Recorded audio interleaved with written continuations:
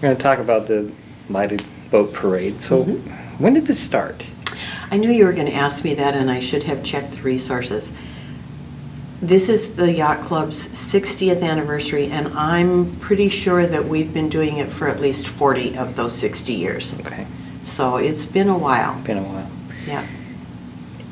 How many, well, I don't know, we probably don't have the number of this, but, well, explain what you do. Let's start there. Well, we invite our members and people from the public also to decorate their boats with lights, and we form up in Oakland Bay in front of the Yacht Club building, and we have a parade, and we go out Hammersley Inlet, a little past Libby Point, and then we turn around and come back, and we are celebrating with the people who live along the shorelines on both sides, or anybody who wants to go to Walker Park or any other public place to watch us go by. How many boats do you usually have, or does it vary? We've had, it will depend on the weather somewhat. We've had as low as 6 or so when it's been freezing cold and snowy, and we've had 20 to 22 boats. This year we have 13 in the club signed up, and we have maybe 3 or 4 others from the community that have talked about joining us. So we're hoping for a really good turnout. So if you have a boat and you want to participate, how do you go about doing that? Decorate the boat with lights. Arm yourself for the weather, however, and be in the basin, Oakland Bay, no later than 5:45 on Friday, December 9th and Saturday, December 10th.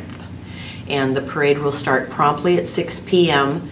We have a pecking order, so to speak. We have an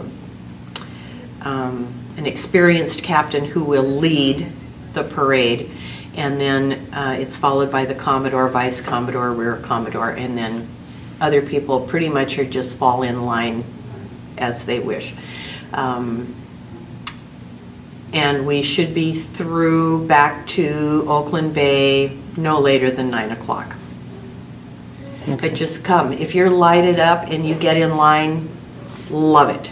Would you like them to call the Yacht Club beforehand? It might be nice to know, but if they're there by and ready to go, yeah.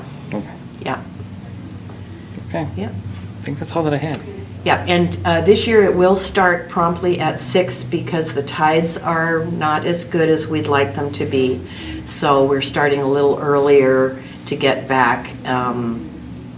But we have plenty of radar and chart plotters and people out there who know what they're doing. So You follow the boat in front of you, you'll be fine. yeah, yes. And if you're decorating your boat, don't put a big white light on the back of your boat because that blinds the man behind you, the boater behind you. So that would be the one piece of advice that I'd ask people.